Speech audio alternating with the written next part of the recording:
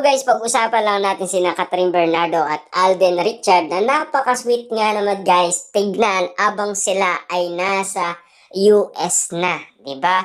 Kitang-kita naman natin kasi guys na napaka-cute nga naman guys. Tignan ni Catherine Bernardo at Alden Richard. Kitang-kita naman natin kasi guys sa aura at gising nila guys. Nasa mood nga naman ang sweetness nila dahil nga naman guys bumalik na kasi guys ang ganda ni Catherine Bernardo ayon sa mga Katniel fans, 'di ba? Siyempre guys, nanonood din sila.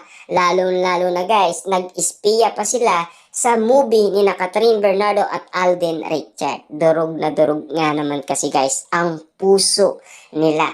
Magkaiba naman kasi guys ang movie na ginagawa ni Catherine Bernardo sa mga nakita guys ng mga netizens at mga fans, lalong-lalo guys ang mga Katniel fans, 'di ba? At lalo-lalo na kasi guys ang usap-usapan diyan, simula kasi naghiwalay nga naman guys sina Daniel Padilla at Catherine Bernardo, doon lang siya guys naging malupit at palaban. 'Di ba? Nakita niyo naman guys, naging bad girl, 'di ba? Lalong-lalo na guys, kita niyo naman yung a very good girl niya guys, talagang bad girl na si Catherine Bernardo. At lalong-lalo na guys, kung mapapansin ninyo, talagang naging matibay si Catherine Bernardo sa amon ng pagsubok dahil sa iwalayan. Naging matatag siya dahil alam naman natin guys, kitang-kita natin ang sa kanyang kasagutan doon sa second chance kung naniniwala nga naman siya at kung papaano siya lumaban sa amon ng pagsubok. Diba?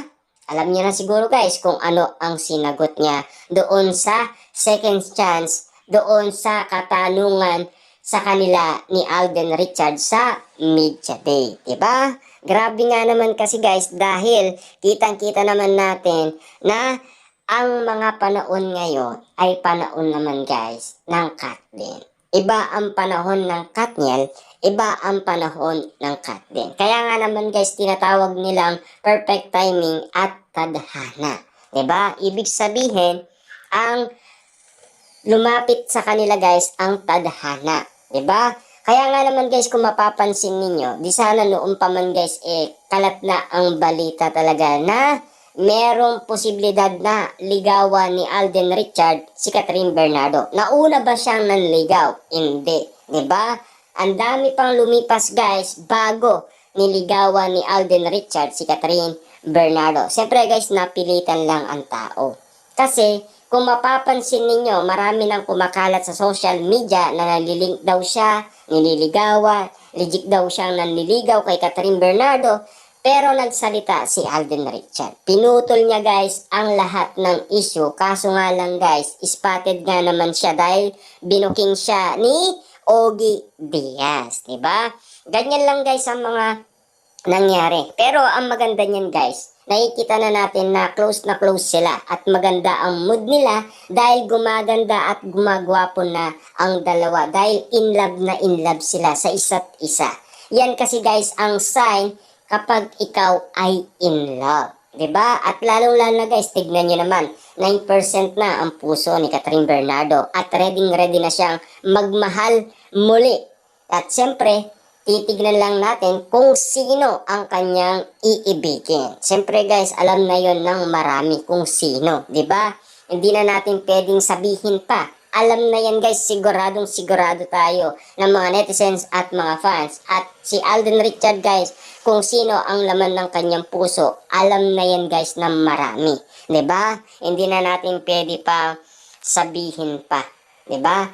Kasi alam naman natin guys, kung nagmamahalan sila, yun na guys ang sign. Body language lang guys mapapansin na natin, yun na ang sign nila. Yung sweet moments nila guys, yung lambing, yung romantic, yun na yung sign. Diba?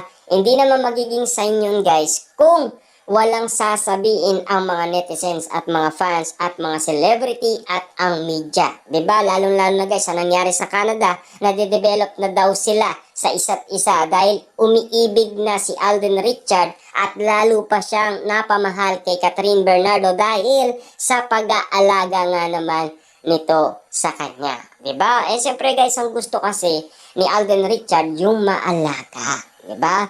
Eh, siyempre guys, ang gusto ni Catherine Bernardo, yung laging sumusuporta sa lahat ng gusto niya. Ginawa ba guys ni Alden Richard? At yun din guys ang pangako niya sa kanyang sarili kapag nakaanap siya ng kanyang tipong babae na ganun din ang gagawin ni Alden Richard at ganun din ang mangyayari. Ibig sabihin lang yun guys, talagang totoong totoo lahat ng kanilang sinasabi. Ibig sabihin guys, legit lahat, hindi fake news, 'di ba? Kaya nga naman guys, lahat ng nakikita natin na ginagawa nila guys, yun kasi ang sinasabi ni Alden Richard noong wala pa siyang girlfriend. Eh siyempre guys, tinatanong naman siya ano ba ang inahanap mo sa isang babae? At kapag ikaw ay meron ng babae or girlfriend, ano ang gagawin mo? Diba? So, suportaan niya daw. Diba? At lalong-lalo daw kung siya ay passionate. Diba? Kitang-kita naman natin kasi guys, na legit ang kanilang ginagawa. Kita niyo naman guys, Alden Richard. Diba? Napaka-sweet nila. Napakalambing. Kasi guys, kung mapapansin ninyo, ang mga netizens at mga fans, alam na nila ang tunay na ibig sabihin ng sweet moment at lambing kapag sila ay parang nakadikit ang kanilang pangangatawan. Kasi, kita nyo naman guys ang body language nila, di ba? Diyan nila binabase. Kaso nga lang guys, hindi pa daw ready talaga si Catherine Bernardo. Saka hindi minamadali ni Alden Richard si Catherine Bernardo. Kasi nag-iintay pa rin tayo guys ng tamang panahon at tamang araw na sila ay magsalita. Hanggang ngayon guys, ganun pa rin ang ginagawa nila. Tamang tiyempo muna tayo guys at maghintay at abangers muna tayo hanggang sa sila ay umamin na. 'Di ba? Kitang-kita naman natin guys na hanggang ngayon masaya pa rin si Catherine Bernardo. Paano guys?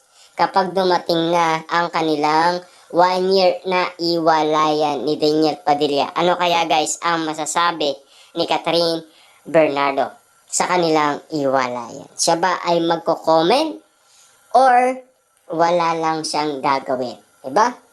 Alam naman natin guys, naging masaya siya. 'Di ba? Yun ba guys ang time na sasagutin niya na si Alden Richard?